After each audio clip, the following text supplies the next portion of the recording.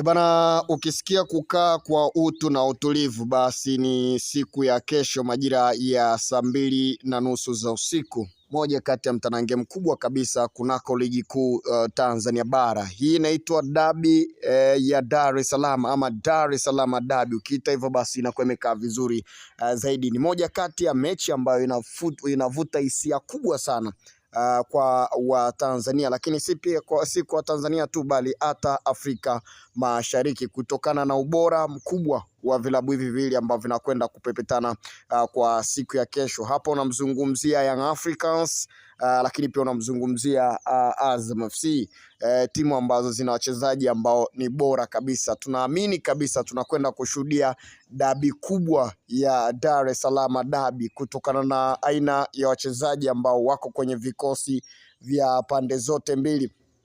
Sasa mimi nikumbushe kwamba ukiangalia pia kwa siku za karibuni namna ambavyo Dar es Salaam dabi imekuwa, Young Africans wametawala kwa udunchu, lakini pia si kwa wepesi bali kuna nyakati ambazo walikuwa wanapewa pia mechi ambayo ni ngumu. Mfano kwenye msimu uliopita tuliona moja walishinda Young Africans, moja wakashinda Azam FC katika mechi mbili za msimu katika ligi. Sasa kuelekea kwenye msimu huu wa 2025-26 hakuna ambaye anajua kwamba mambo yatakuwaje, kwa sababu namna ambavyo hizi timu zilivyo kwa hivi sasa. Young Africans sio bora kama namna ambavyo ilivyokuwa kwenye misimu iliyopita, lakini pia tukiangazia kwa upande wa Azam FC kuna kaubora ambako wako nako, pia kuna aina ya wachezaji ambao wameongezeka kwenye timu, lakini quality ya Azam FC, kuna mchezaji ambaye amekuwa na impact kubwa sana kwenye kikosi hichi. Huu tunamzungumzia Feila Sofi, lakini kuna mtu ambaye amekuwa akifunga mabao kwa siku za karibuni. Watu kama wamemfuatilia vizuri, pengine anaweza akawa ni dhahama kubwa kuelekea kwenye mchezo huu dhidi ya Young Africans. Namzungumzia Jean Ngita. Huyu ni steka la mabao ambalo liko hapa viunga vya matajiri wa jiji.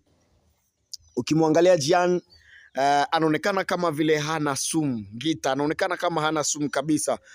Ukimwangalia namna ambavyo alivyo, yuko kinyonge, lakini ndio anaweka mabao, hakuna namna. Naamini kabisa kwa siku ya kesho mabeki wakati namzungumzia Bakari Nondo Mwamnyeto ambaye atakayekuepo pamoja na Ibrahim Baka, basi hapa wana kazi ya ziada ya kufanya. Hii kwa sababu gani? Hapa anakosekana Dickson Job, maana kwamba uwepo wa Ngita kuna namna ambavyo Bakari Nondo Mwamnyeto pamoja na Ibra Baka wanapaswa pia kuongeza umakini katika eneo hili. Feila Sufi, Fei Toto, moja kati ya mtu ambaye anapiga pasi za hatari, lakini pia ana uwezo wa kufunga pia nje ya box, lakini pia amekuwa na mikimbio mizuri kwenye lango la mpinzani. Huyu ni mchezaji ambaye hizi ndo mechi zake, hivyo Young Africans wanapaswa pia kumchunga na kuwa naye makini sana kuelekea kwenye hii mechi. Feila Sufi, Fei Toto, watu walidhani kwamba mwamba hata kuwepo. Sasa mwamba yupo ndani na hii ni mara baada ya kumaliza ile adhabu yake ya kadi nyekundu ambayo alikuwa amepata, na tayari kashamaliza na FA imerahisisha hapa katikati. Kama si FA pia kurahisisha hapa katikati, pengine tungezungumza mengine. Hivyo Feila Sufi yupo ndani kwenye huu mchezo, lakini pia kwa upande wa Young Africans nao pia ni hatari sana kwenye aina ya wachezaji ambao wako kwenye kikosi.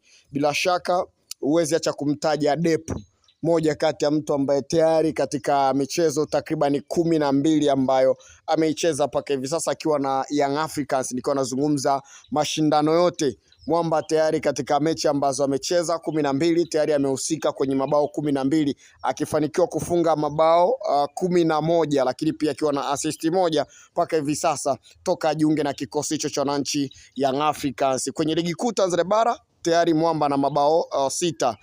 Huyu ni hatari sana kwenye lango la Azam FC kuelekea kwenye mchezo wa siku ya kesho. Hivyo wanapaswa kuhakikisha kwamba wanamlinda, wanapaswa kuhakikisha kwamba wanakuwa makini ili asije akawaletea madhara kwenye lango lao. Lakini pia kama hiyo haitoshi,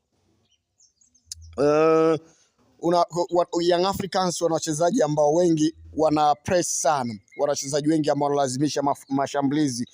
Kwa hiyo Azam wanapaswa kuwa makini hapo. Unamzungumzia mtu kama Maxim pia Nzingeli, unamzungumzia Alan Okelo, lakini pia unamzungumzia mtu kama Mudathiri Yaya Abbas, Juke Abuya yuko kwenye eneo la chini, lakini kuna namna ambavyo akisogeza timu anakuwa na hatari zaidi. Kwa hiyo kwa upande wa Azam FC wana kazi ya ziada ya kufanya kwa ajili ya kuhakikisha kwamba viungo wa Young Africans hawaleti madhara, lakini pia Young Africans wana watu wanaokimbia sana na wana energy ya kutosha mwamwi, yani nikiwa namaanisha kwamba mwanzo mwisho. Hivyo Azam wana kazi pia ya ziada ya kukaa ya kufanya kuelekea kwenye huu mchezo, maana kwamba hapa si kwamba nawatisha Azam FC, nawaelezea pia ubora wa Young Africans, lakini pia Young Africans na wenyewe pia vile hawako salama hata kidogo kuelekea kwenye Dar es Salaam Derby, kutokana na aina pia wachezaji ambao wako kwenye kikosi cha Azam FC. Azam wana flow nzuri, lakini pia Florent Ibenge,